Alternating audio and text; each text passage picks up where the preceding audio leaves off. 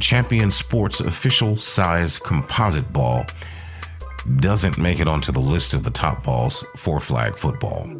It meets the size requirements of a regulation ball, but it lacks in several areas that will affect the team's ability to catch and throw it. The composite material the ball is made up of isn't a realistic match to leather. And while the material does handle water better than leather, it comes away with a rubbery feel that influences the quarterback's ability to throw it. In addition, the ball has a cushioned feel. While this might not seem like a big deal, when throwing the ball, this cushioned feel forces the quarterback's fingers to stay on the ball for an extra quarter of a second. This extra time can impact the speeds, velocity, and lead to the ball missing the intended target. The last concern is with the durability of the ball. This ball isn't designed to be used in high frequency over several weeks.